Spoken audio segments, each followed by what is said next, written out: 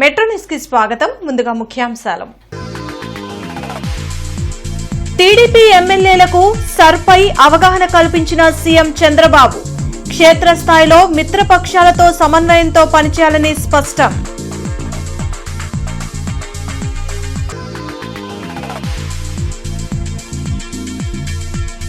జగన్ ని కలిసిన రాజధాని రైతులు. సిఆర్డీఏ అధికారులు ఏకపక్షంగా వ్యవహరిస్తున్నారని ఆవేదన.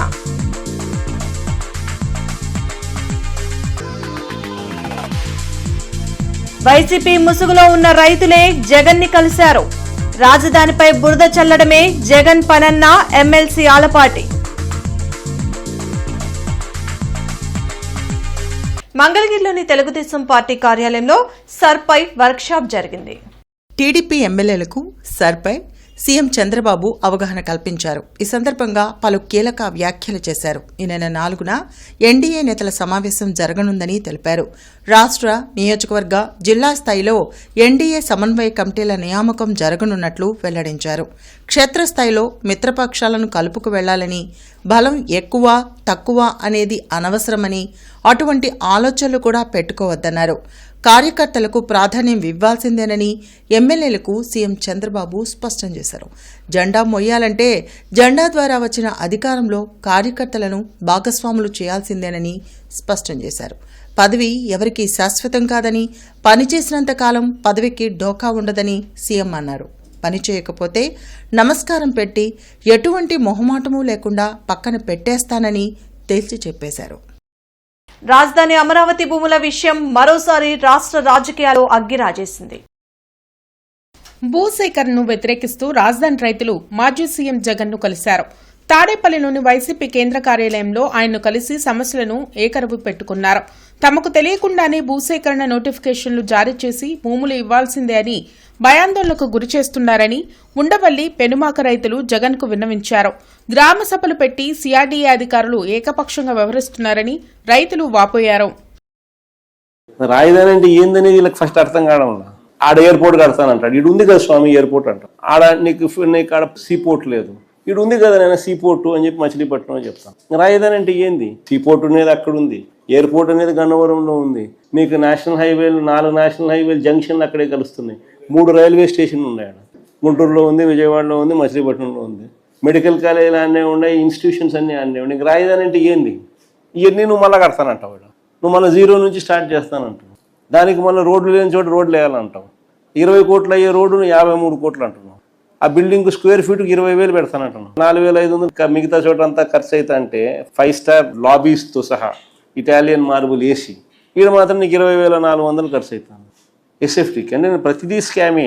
ఏం జరిగినా కానీ రాజధాని పేరిట నువ్వు స్కాములు చేసేదానికోసం అని చెప్పి నిరంతరం ఇక్కడ ఏదో ఒకటి జరిగించే కార్యక్రమం ఇక్కడ చేస్తాం. డిఎస్సీలో అవకతవకలు జరగలేదని విద్యాశాఖ అధికారులు స్పష్టంగా చెబుతున్నా వైసీపీ నాయకులు గత 10 రోజులుగా విషం చిమ్ముతున్నారని ఎమ్మెల్సీ ఆలపాటి రాజేంద్ర ప్రసాద్ మండిపడ్డారు.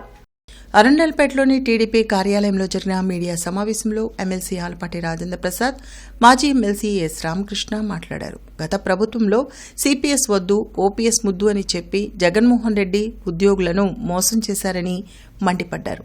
కూటమి అధికారంలోకి రాగానే 11,000 మంది ఉద్యోగులు ఓపీఎస్ ద్వారా లబ్ధి పొందుతున్నారని తెలిపారు. రాజధానిపై బురద చల్లేందుకు జగన్మోహన్ రెడ్డి ప్రయత్నాలు చేస్తున్నారని ఆరోపించారు. వైసీపీ ముసుగులో ఉన్న రైతులు మాత్రమే జగన్మోహన్ రెడ్డిని కలిశారని అన్నారు. అమరావతి అనేది అది ఒక పవిత్రమైనటువంటి పేరు. ఆ పేరుకు తగ్గట్టుగా నిర్మాణాలు కొనసాగుతూ ఉన్నాయి. దాన్ని తగ్గినట్టుగా ఎడిషనల్గా భూసేకరణకు కూడా అందరూ రైతులు కూడా ముందుకు వచ్చి మేము ఇస్తామని చెప్పారు. ఆ 7 ఊళ్ళకు సంబంధించిన వాళ్ళు కూడా. మరి ఈ రోజున ఇది కావాలని చెప్పి వైసీపీ వారు మోకాలడ్డం పెట్టి సిరొస్తుంటే మోకాలడ్డం పెడతామని చేశారు. ఆ రకంగా మోకాలడ్డం పెట్టడానికి ఈ రోజున రైతులు అనేవాళ్ళు ఎవరు లేరు అక్కడ. వైకాపా ముసుగులో రైతులుగా వ్యవహరిస్తూ ఈ యొక్క కార్యక్రమానికి నాంది పలకడానికి ప్రయత్నిస్తూ ఉన్నారు. వీళ్ళు పప్పులేమో ఉడికే రోజులు పోయినాయి. వీళ్ళ మాటలు ఎవరు నమ్మేలాగా లేరు. ఇది భ్రమలుగానే ఉంటుంది తప్పితే ఖచ్చితంగా అమరావతి రాజధాని మనం ఏ రకంగా అయితే ఊహించామో ఆ ఊహకి, ఆ కళలకి రూపం దాల్చబోతుందని చెప్పి ఈ సందర్భంగా గుర్తు చేస్తాం. ఎవరైతే సిపిఎస్ ఉపాధ్యాయులు దాదాపు 8,900 మంది ఉపాధ్యాయులు ఉన్నారు, 14 మంది కానిస్టేబుల్స్ ఉన్నారు, మిగతా వాళ్ళు మిగతా శాఖల్లో ఉద్యోగస్తులు మొత్తం దాదాపు 2,11,000 మంది మరి దీంట్లో లబ్ధి చెందుతూ ఉన్నారు. మరి ఇది సామాన్యమైనటువంటి డెసిషన్ కాదు. 11,000 మందికి ఓపీఎస్ ఇస్తామని చెప్పినంటే తటపటాయించకుండా జగన్మోహన్ రెడ్డి లాగా కాకమ్మ కబుర్లు చెప్పకుండా, దొంగ మాటలు చెప్పకుండా, అబద్ధాలు ఆడకుండా ఏదైతే ఆయన మేనిఫెస్టోలో పేర్కోలేదు ఈ విషయాన్ని, అయినా సరే ఇది న్యాయసమ్మతమైంది, కేంద్ర ప్రభుత్వం ఇచ్చిన తర్వాత ఇక మనకడ్డేంటని చెప్పని ఆయన ఈ విధమైనటువంటి ఓపీఎస్ ఎవరైతే ఎలిజిబుల్ ఉన్నారో 2003 డిఎస్సి వాళ్ళు, అట్లాగే 2000 ముందు ఎవరైతే మిగతా ఉద్యోగస్తులు ప్రాసెస్ పూర్తి చేశారో నియామకానికి, వాళ్ళందరూ కూడా ఓపీఎస్ అమలు జరపడానికి నిర్ణయించడం అనేటటువంటిది. విశాఖపట్నం కోఆపరేటివ్ బ్యాంక్ ఖాతాదారుల సమావేశం గుంటూరులో జరిగింది. బ్యాంక్ చైర్మన్ జేవీ సత్యనారాయణమూర్తి, డైరెక్టర్లు PV Mallikarjunarao, Srikanth, Chinnam Koteswararao, zonal manager Errareddy, manager Ranganath తదితరులు పాల్గొన్నారు. విశాఖపట్నం కోఆపరేటివ్ బ్యాంక్ అందిస్తున్న సేవలను చైర్మన్, డైరెక్టర్లు వివరించారు. తెలుగు రాష్ట్రాల్లో 60 బ్రాంచులు కలిగి ఉందని చెప్పారు. 1,17,000 మంది షేర్ హోల్డర్లు, 416 కోట్ల షేర్ క్యాపిటల్ కలిగి ఉందన్నారు. దక్షిణాది రాష్ట్రాల్లో షేర్ క్యాపిటల్లో ప్రథమ స్థానంలో ఉందని తెలిపారు. అదేవిధంగా 8,500 కోట్ల టర్నోవర్కి చేరుకోవడం గర్వంగా ఉందన్నారు. ఈ బ్యాంకు యొక్క ప్రత్యేకతల్లో భాగంగా ఏదైనా సహకార చట్టం ప్రకారం కేంద్ర కార్యాలయం నుండి ఒక ప్రకటన చేసి అక్కడ జనరల్ బాడీ నిర్వహిస్తే సరిపోద్ది. కానీ ఇది విశాఖపట్నం కోఆపరేటివ్ బ్యాంకు ప్రతి సభ్యునికి తన ఆర్థిక కార్యకలాపాలు స్పష్టంగా వివరించాలనేటువంటి ఉద్దేశంతో ప్రతి బ్రాంచ్ స్థాయిలో జనరల్ బాడీ నిర్వహించడం, ఒక నివేదిక సమర్పించి ఆ ఆర్థిక సంవత్సరంలో ఉన్నటువంటి ఆర్థిక లావాదేవీలకు సంబంధించిన సమాచారం అంతా కూడా సభ్యులకు చెప్పడం అనేది ఈ బ్యాంకుకు ఉన్నటువంటి ప్రధానమైనటువంటి లక్షణం. దానిలో భాగంగా గుంటూరు కొరిటిపాడు బ్రాంచ్కి సంబంధించినటువంటి ఈ మహాసభ కూడా ఈరోజు జరుగుతూ ఉంది. ఈరోజు జరిగేటువంటి మహాసభతో దాదాపు గత నెల 25 నుండి ఈరోజు వరకు బ్యాంకులో ఉన్నటువంటి 60 శాఖల్లో గల్లా 45 బ్రాంచీల్లో మహాసభలు పూర్తి చేసి 32,000 మంది సభ్యులు దీంతో ప్రత్యక్షంగా పాల్గొనడం జరిగింది. అండ్ ఈ బ్రాంచ్లో ఒక లాకర్ కూడా ఖాళీ లేదు. ఇంకా లాకర్లు కావాలని కూడా ఒకరిద్దరు అడగడం జరిగింది. మా కన్సల్టేటివ్ కమిటీ మెంబర్స్ కూడా చెప్పడం జరిగింది. సో అంటేనే దీని అర్థం ఒక లాకర్ కూడా ఖాళీ లేదని ఎందుకు చెప్తున్నా అంటే నమ్మకం. మనకి కమర్షియల్ బ్యాంక్స్ అన్నీ డబ్బుతోటి, మనది బ్యాంక్ కాబట్టి మనము డబ్బుతోటే మన ఇది చేస్తున్నా, మన ఆపరేషన్స్ చేస్తున్నా. బట్ కోఆపరేటివ్ బ్యాంక్, పర్టికులర్గా విశాఖ కోఆపరేటివ్ బ్యాంక్కి నడుస్తున్నది మాత్రం నమ్మకం, ఆ సభ్యుల నమ్మకం, మీరందరూ మనం అందరం. సో ఖచ్చితంగా ఆ లాకర్ రూమ్లో ఏం ఖాళీ లేవంటేనే ఫస్ట్ స్టెప్ మనకి ఎంత సభ్యులు ఎంత నమ్మకం ఉంది బ్రాంచ్ మీద అనేది ఉంది. స్కిల్ డెవలప్మెంట్ కార్పొరేషన్ ఆధ్వర్యంలో జాబ్ మేళా జరిగింది. గుంటూరు పశ్చిమ నియోజకవర్గ నిరుద్యోగుల కోసం ప్రత్యేకంగా హిందూ ఫార్మసీ కళాశాలలో ఉద్యోగ మేళాను నిర్వహించారు. 32 ఐటీ, నాన్ ఐటీ కంపెనీలు పాల్గొని ఇంటర్వ్యూలు నిర్వహించి అభ్యర్థులను ఎంపిక చేశాయి. నైపుణ్యంను పెంపొందించుకోవడంతో పాటు అనుభవం ద్వారానే ఉన్నత శిఖరాలు అధిరోహించవచ్చని హిందూ ఫార్మసీ చైర్మన్ జూపూడి రంగరాజు తెలిపారు. ఉద్యోగ అవకాశాలు పెంపొందించేందుకు కూటమి ప్రభుత్వం అన్ని చర్యలు చేపట్టిందని టీడీపీ మహిళా అధ్యక్షురాలు శివలి ఇలా చెప్పారు. కార్యక్రమంలో గంటా మౌలిక, స్కిల్ డెవలప్మెంట్ కార్పొరేషన్ అధికారులు పాల్గొన్నారు. 55 crores యూత్ ఉన్నారు. 55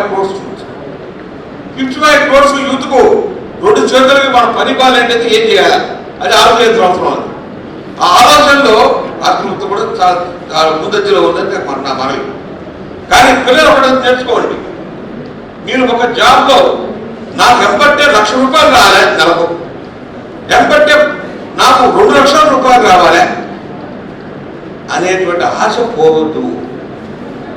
ఒక్కొక్క మెట్టు ఎక్కితే కానీ మీ జీవితంలో పైకి వెళ్ళలేదు. ఫస్ట్ క్లాస్ చదువుకున్నవాడు బిఏ చదవకూడదా?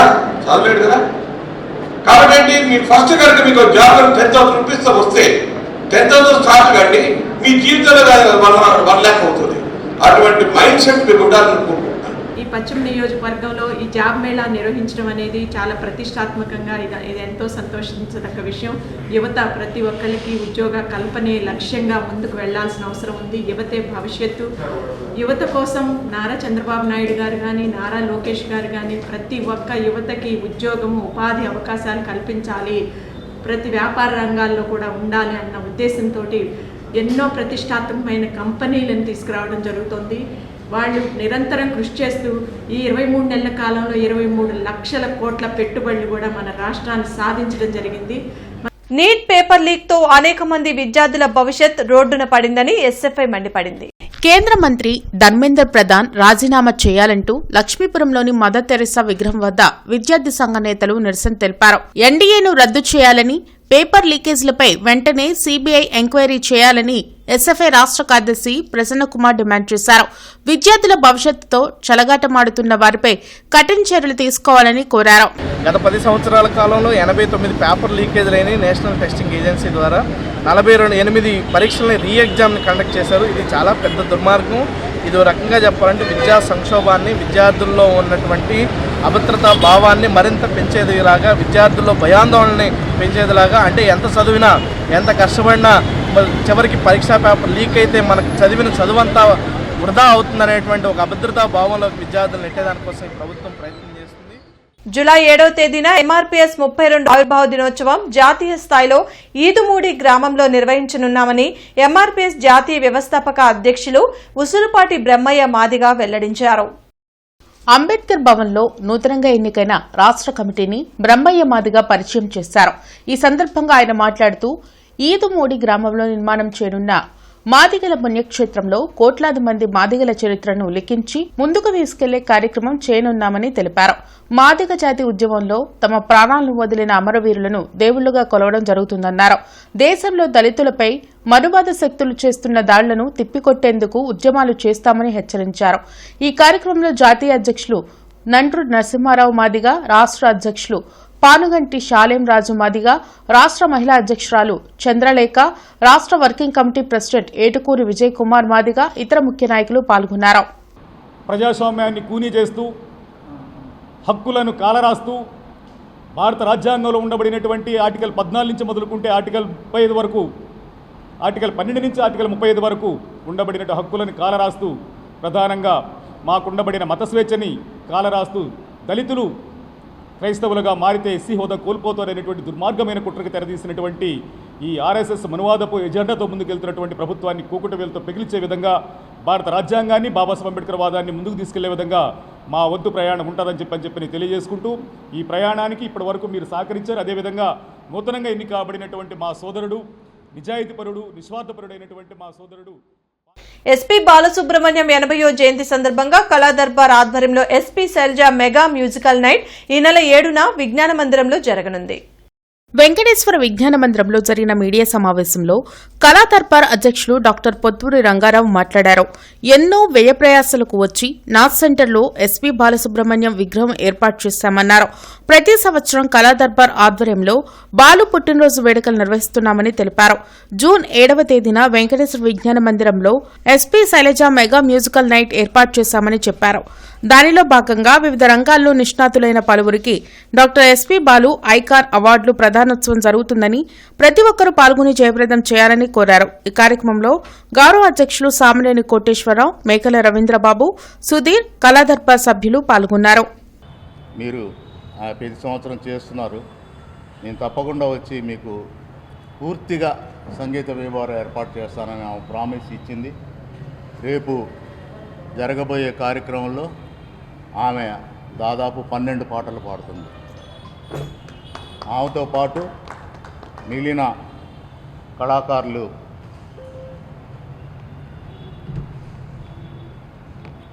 ఆమెతో పాటు శ్రీమతి విజయలక్ష్మి గారు, వినోద్ బాబు గారు, శైలజ, శీలన్ రమణ గారు, ఇందునైనా, ఈ యొక్క సినీ రంగానికి రంగారావు గారికి ఒక అవినాభావ సంబంధం ఏర్పడింది 50 ఏళ్ళ నుంచి. ఇప్పటికీ హైదరాబాద్లో తన సొంత ఖర్చులతో అనేక కార్యక్రమాలు చేస్తున్నారు. ఇక్కడ కూడాను ఇన్ని కార్యక్రమాలు చేయటం, సంవత్సరానికి నేను రిటైర్మెంట్ అవుతున్నానని నేను అనౌన్స్ చేస్తాను ఈ మధ్యకాలంలో. కానీ మీరు రిటైర్ అవ్వకూడదని చెప్పి ప్రేక్షకులు, అభిమానులు, ఫ్రెండ్స్ మాలాంటి వాళ్ళు మీరు కంటిన్యూ అవ్వాలని చెప్పి మళ్ళీ కంటిన్యూ చేస్తున్నారు. ఆయన అభిమానం తగ్గక. కాబట్టి మిత్రులారా, ఈ కార్యక్రమాన్ని మీరు పూర్తిగా కవర్ చేసి ఈ యొక్క కార్యక్రమాన్ని మీడియా ద్వారా ప్రజలందరూ తెలియజేసి ఈ కార్యక్రమాన్ని సక్సెస్ చేయవలసిన కోరుతున్నాం. ముఖ్యంగా మన శైలజమ్మ అద్భుతమైన గాయని, ఆవిడ వస్తున్నారు వారి కుటుంబం నుంచి. ఆవిడ ధన్యవాదాలు, కృతజ్ఞతలు. అలాగే మిత్రులందరూ కూడాను మరోసారి ధన్యవాదాలు, కృతజ్ఞతలు తెలియజేసుకుంటూ సెలవు. బృందావన గార్డెన్స్ స్వామి దేవాలయ ప్రాంగణంలో సుందరకాండ పారాయణం జరిగింది. ప్రతి నెల మొదటి మంగళవారం సుందరకాండ పారాయణ బృందం ఆధ్వర్యంలో ఈ కార్యక్రమం నిర్వహిస్తున్నారు. సుందరకాండ పారాయణంతో సకల శుభాలు కలుగుతాయని బృందం నిర్వాహకులు రాజ్యలక్ష్మి సుభాషిణి తెలిపారు.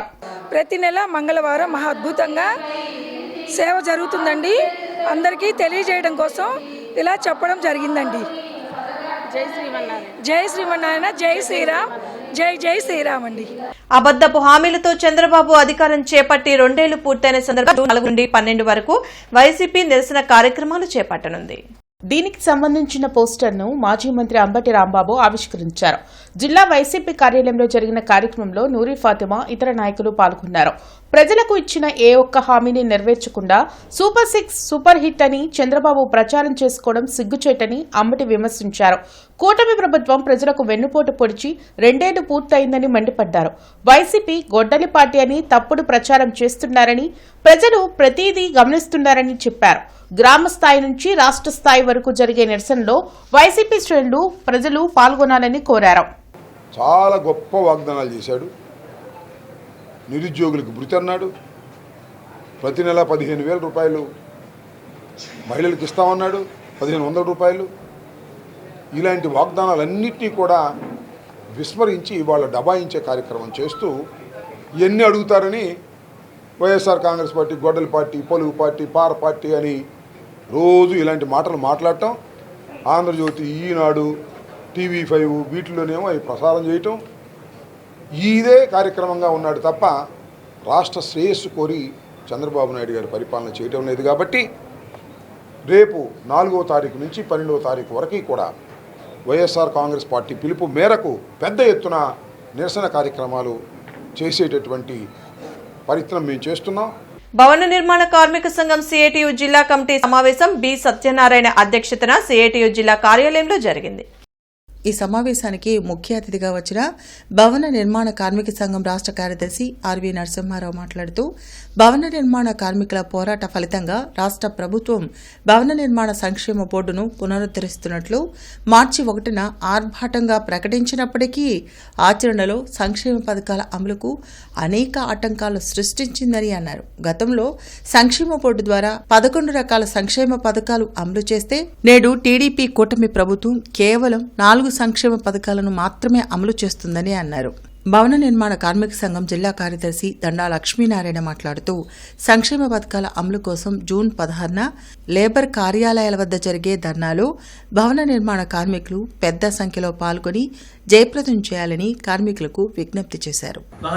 ఎప్పుడైనా ఏ చట్ట ప్రకారమైన ఎఫ్ఐఆర్ ఇస్తారా? ఈ మాత్రం తెలివితేటలు ఈ రాష్ట్ర ప్రభుత్వానికి లేవా? అంటే ఆచరణలో అమలు కాకుండా ఉండటం కోసం ఎఫ్ఐఆర్ కావాలని చెప్పని నిబంధన పెట్టి మేము అమలు చేస్తున్నాం అని చెప్పేసి పత్రికల్లో ప్రకటన ఇచ్చినటువంటి పన్నాగం ప్రభుత్వం చేస్తూ ఉంది. కాబట్టే భవన నిర్మాణ కార్మిక సంక్షేమ బోర్డు నుంచి భవన నిర్మాణ కార్మికులకి నిజంగా లబ్ధి చేకూర్చాలన్నటువంటి చిత్తశుద్ధి ప్రభుత్వానికి ఉంటే ఇటువంటి నిబంధనల్ని, ఇటువంటి అడ్డపుల్లల్ని తొలగించాలని చెప్పేసి సిఐటియు భవన నిర్మాణ కార్మిక సంఘం డిమాండ్ చేస్తూ ఉన్నది. గత బిల్డింగ్ వర్కర్స్ వెల్ఫేర్ బోర్డు పనిచేసినటువంటి కాలంలో సహజ మరణంతో పాటు ప్రమాద మరణానికి బిల్డింగ్ వర్కర్స్ వెల్ఫేర్ బోర్డు నుంచి సంక్షేమ పథకాలు 5 లక్షల రూపాయలు ఇచ్చేవారు.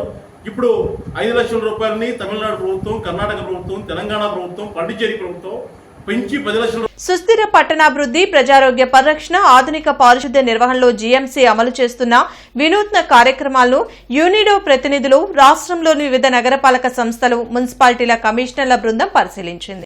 ఈ సందర్భంగా నగర కమిషనర్ మయూర్ అశోక్ బృందానికి నగరంలో యునోడో సహకారంతో అమలు చేస్తున్న పలు వినూత్న కార్యక్రమాల గురించి, ముఖ్యంగా ప్రజారోగ్య పరిరక్షణ, పారిశుద్ధ్య నిర్వహణను మరింత సమర్థవంతంగా చేపట్టేందుకు ఈ ఆటోల వినియోగం, వాటి ద్వారా చెత్త సేకరణ, శుభ్రతా కార్యక్రమాల నిర్వహణ, పర్యావరణ హిత సాంకేతికతలకు ప్రాధాన్యత ఇస్తూ రిజర్వాయర్ల వద్ద ఈ ఆటోలకు అవసరమైన ఛార్జింగ్ పాయింట్లను ఏర్పాటు చేసిన విధానాన్ని వివరించారు. ప్రపంచ 7వ తెలుగు మహాసభలకు సుప్రసిద్ధ కవి కాసుల పురుషోత్తమ కవి foundation of India trust chairman doctor కాసుల కృష్ణంరాజుకి ఆహ్వానం అందింది. చైతన్య సారస్వత పరిషత్ సౌజన్యంతో అంతర్జాతీయ సాహితీ సంస్థ శ్రీశ్రీ కళావేదిక ఆధ్వర్యంలో ఈ నెల 6, 7 తేదీల్లో రాజమహేంద్రవరంలోని గోదావరి గ్లోబల్ యూనివర్సిటీలో శ్రీ కళావేదికపై 7వ ప్రపంచ తెలుగు మహాసభలు నిర్వహించనున్నట్లు పేర్కొన్నారు. ఈ రోజు నుండి 3 రోజుల పాటు ప్రత్యేక విమానాల ద్వారా హజ్ యాత్రికులు విజయవాడ గన్నవరం విమానాశ్రయానికి చేరుకుంటున్నారని రాష్ట్ర హజ్ కమిటీ చైర్మన్ హసన్ బాషా తెలిపారు. విజయవాడ ఎంబార్కేషన్ కేంద్రం ద్వారా పవిత్ర హజ్ యాత్రకు వెళ్లిన యాత్రికులు విజయవంతంగా యాత్రను ముగించుకుని తిరిగి స్వదేశానికి చేరుకుంటున్నట్లు రాష్ట్ర హజ్ కమిటీ చైర్మన్ హాజీ హసన్ బాషా తెలిపారు. ఈ హజ్ యాత్రకు రాష్ట్ర ముఖ్యమంత్రి చంద్రబాబు నాయుడు, డిప్యూటీ సీఎం పవన్ కళ్యాణ్, విద్యాశాఖ మంత్రి నారా లోకేష్తో పాటు రాష్ట్ర మైనార్టీ శాఖ, న్యాయశాఖ మంత్రి ఫరూక్, శాసనమండలి మాజీ చైర్మన్, ప్రభుత్వ సలహాదారుడు షరీఫ్ ప్రోత్సాహంతో ఈ కార్యక్రమాలను విజయవంతంగా నిర్వహిస్తున్నామని హసన్ బాషా ప్రకటించారు.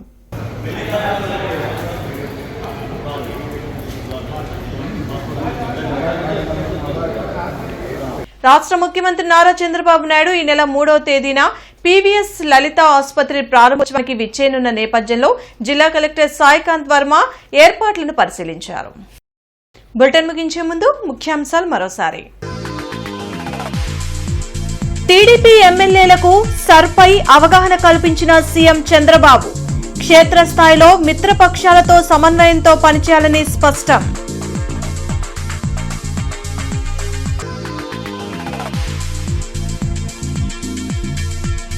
జగన్ని కలిసిన రాజధాని రైతులు. సిఆర్డీఏ అధికారులు ఏకపక్షంగా వ్యవహరిస్తున్నారని ఆవేదన.